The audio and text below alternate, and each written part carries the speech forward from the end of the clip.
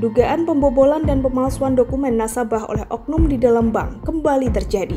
Kali ini dialami Ferdiansyah yang kehilangan uang tabungannya senilai ratusan juta di Bank Syariah Indonesia BSI Dr. Sutomo, Kecamatan Gresik, akibat ada pihak yang membobol dokumennya. Jumat 28 Oktober 2022, warga Kelurahan Morokrembangan, Kecamatan Krembangan, Kota Surabaya itu datang bersama kuasa hukumnya Dodi Firmansyah SH dan Sukardi SH ke kantor BSI Jalan Dr. Sutomo, Kecamatan Gresik. Kedatangannya untuk menanyakan hilangnya uang hasil jual beli rumah agunan dari rekeningnya di BSI. Ferdiansyah mengatakan dugaan pembobolan uang tabungan nasabah BSI itu berawal dari pengajuan pinjaman ke BRI Syariah yang kemudian menjadi BSI pada 2014. Pengajuan pinjaman itu menggunakan dokumen agunan rumahnya di perumahan Dusun Serembi, Desa Krembangan, Kecamatan Kebomas, Kabupaten Gresik. Sejak pengajuan itu, saya dipilihkan bank dan notaris oleh pihak pengembang. Kemudian cair dana pinjaman sebesar 612 juta rupiah. Anehnya, setelah saya periksa, uang tersebut tidak masuk ke rekening saya. Diduga uang malah masuk ke rekening pengembang. Saya memakai jaminan akta jual beli dan surat hak guna bangunan SHGB. Sebab saya membeli rumah in-house selama 1 tahun, kata Ferdiansyah. Dari beberapa bulan mengangsur, buku tabungan baru diberikan pihak bank. Namun setelah terjadi penunggakan pembayaran pinjaman di BSI, tiba-tiba rumah di Dusun Serembi, Desa Krembangan seluas 16 x 18 meter itu sudah dilelang dan dibeli orang lain.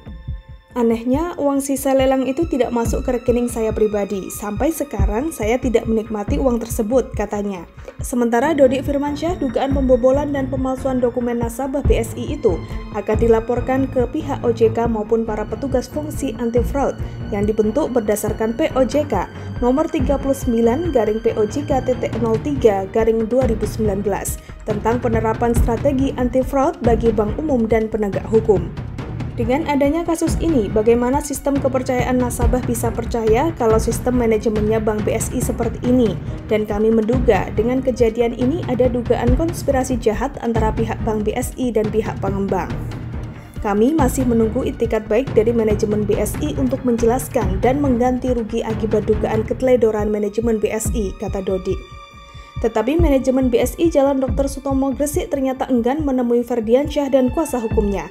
Bahkan Satpam BSI buru-buru menutup pintu utama dengan alasan sedang istirahat untuk melakukan sholat Jumat. Sementara pelayanannya tutup dulu Pak, pegawainya istirahat untuk sholat Jumat, kata Satpam yang enggan menyebutkan namanya. Padahal saat itu belum masuk waktu untuk istirahat dan melaksanakan sholat Jumat. Pada saat dilihat dari pintu utama, di dalam ruangan terlihat para pegawai dari Bank BSI masih beraktivitas seperti biasa dan terlihat masih banyak nasabah yang masih melakukan antrian pelayanan. Keping ketemu pimpinan bank di sini, tapi dia tidak ada, katanya di Surabaya. Lah saya di sini ditemui dengan saudara Bapak Rifan sebagai back office, gitu loh.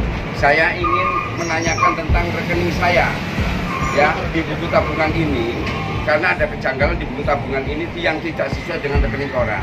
Dan saya meminta rekening koran kepada beliau yang sudah diambil ke BSI, tapi dia tidak memberikan, gitu kan, keterangan yang pasti, hanya dikasih 1 lembar seperti ini, gitu kan, dia nggak bisa menceritakan seperti itulah. Sekarang dari bagian pembukuan, ini saya tanyain tentang masalah uang yang ada di rekening koran saya, ini siapa yang mengambil, dia nggak bisa menjawab, yang menjawab adalah Bank Pusat. Seperti itu, harusnya dia kan memberikan keterangan yang bagus kan kepada nasabah kan gitu. Buka tabungannya di mana Pak? Saya buka tabungannya ada di BSI sini, tapi saya tidak pernah membuka buku ini dan juga tidak pernah menandatangani buku ini. Tetapi ini katanya bikinan bank, gitu kan. Nah, terus di buku tabungan ini ada tempelan seperti kertas ini. Apakah ini layak apa tidak gitu loh? Saya ingin menanyakan, gitu loh.